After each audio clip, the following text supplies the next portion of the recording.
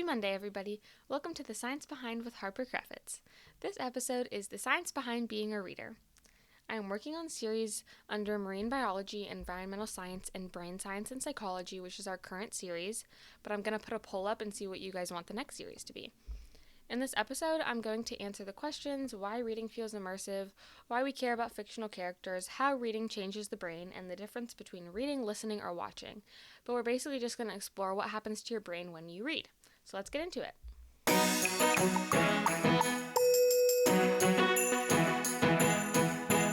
We have two really big ideas that are kind of going to set the stage for the rest of this episode, and they are key to understanding why reading feels so immersive. So those are narrative transportation and mental stimulation. I know those words sound super big, but I'm going to define them for you.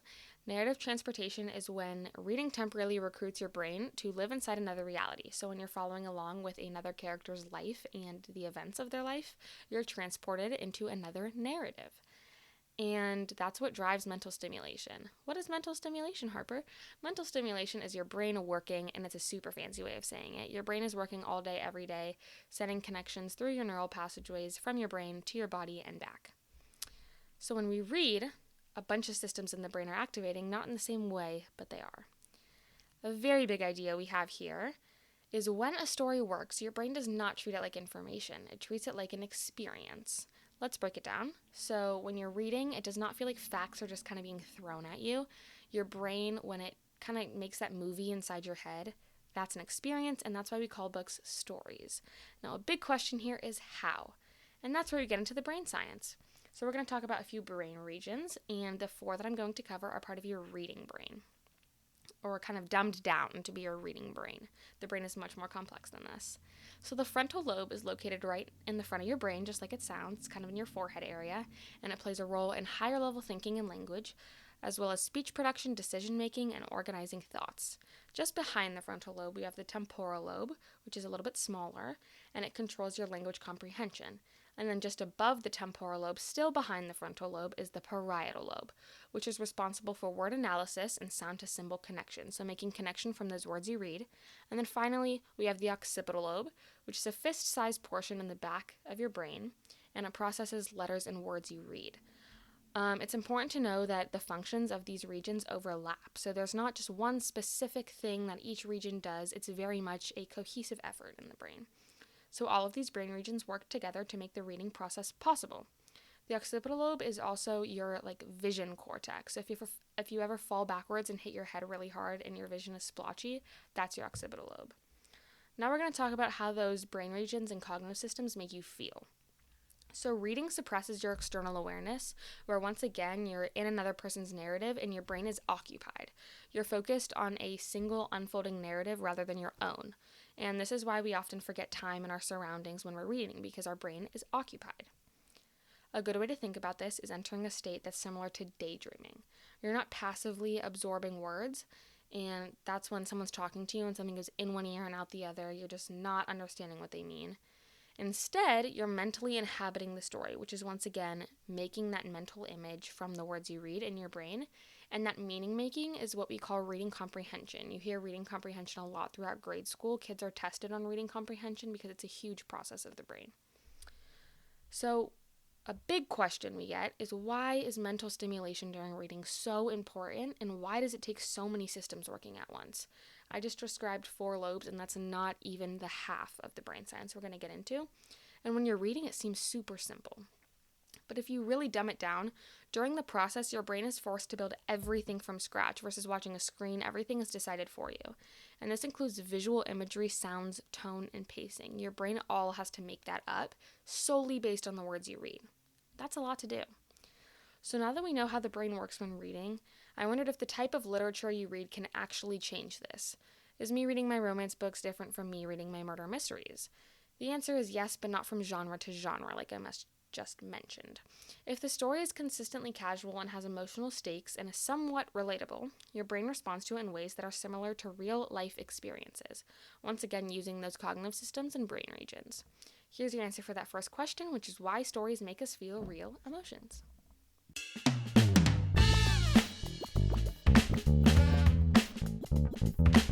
We're not quite done with immersive reading.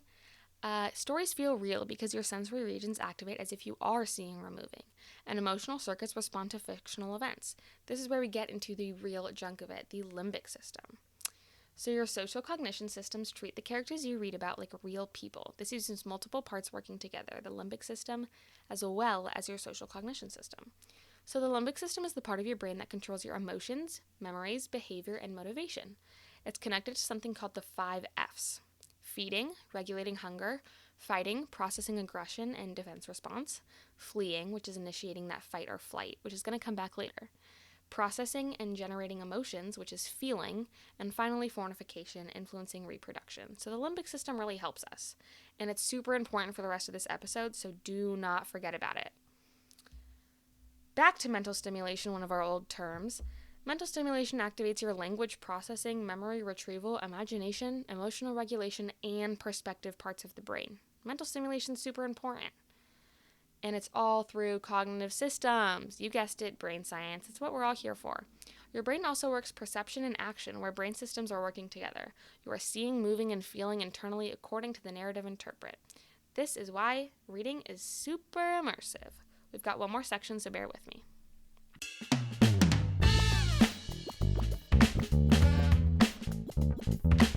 Now, a final section of why reading feels so immersive is focusing on how reading actually changes you.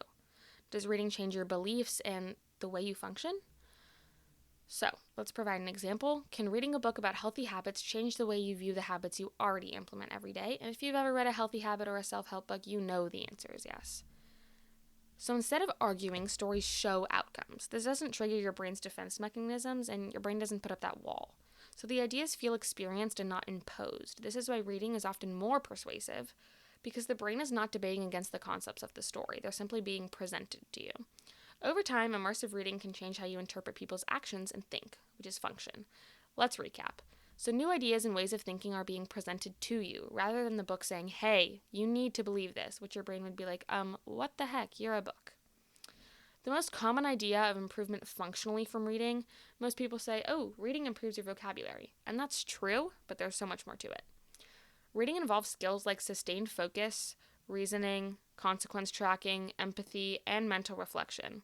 If those sound familiar, it's because you use them every day in your life, and they're all transferred into real life. This means when you're reading, guess what? They're being strengthened. This is why reading is so heavily recommended all throughout your life, and especially adolescence to early adulthood, because your brain is still forming and susceptible to change.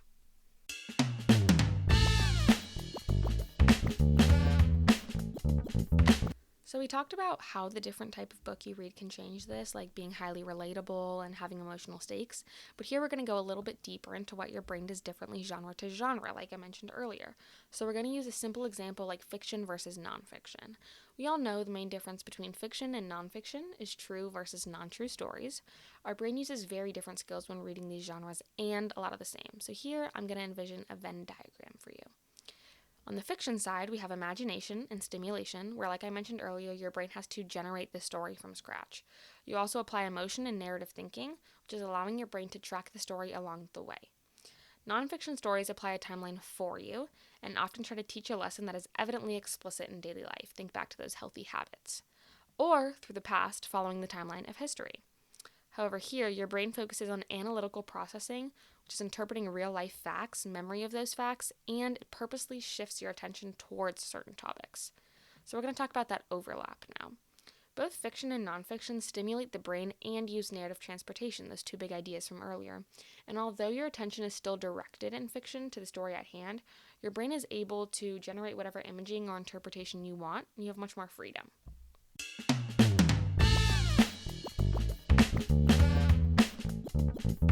Alright, let's get into the big, exciting brain science.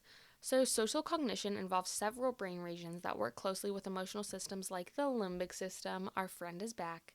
Emotional processing relies on the limbic system, and that's why it's so important and stressed in this episode, especially the amygdala, we're going to get to. While social understanding also involves regions like the MPFC and TPJ.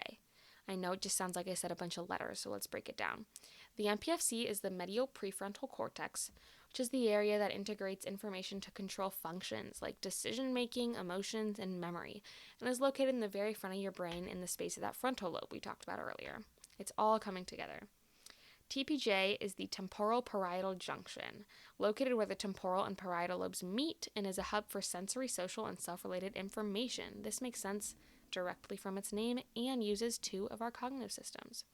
Finally, we have the amygdala, which is a small almond shape in the limbic system and is used for processing emotions, most commonly fear and anxiety, as well as controlling emotions in response to danger, which is known as fight or flight, and that sounds like one of our 5 F's from earlier. That comes from the amygdala.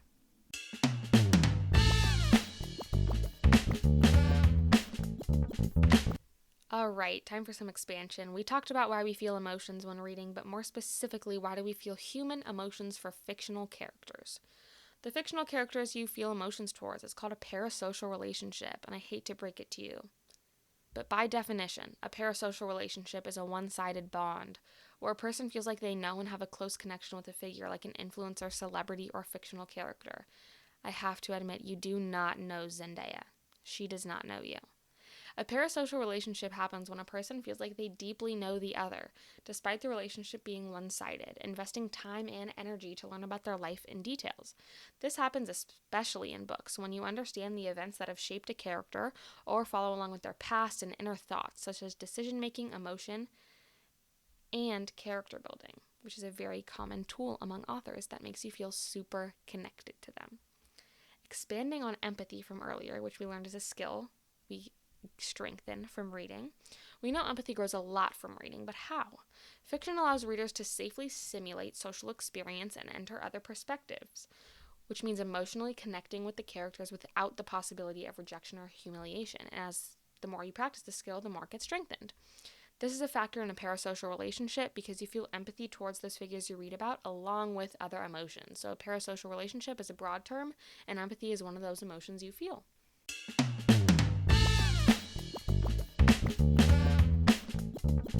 So here we're going to settle the lifelong debate between readers. Does listening to the audiobook count as reading the book?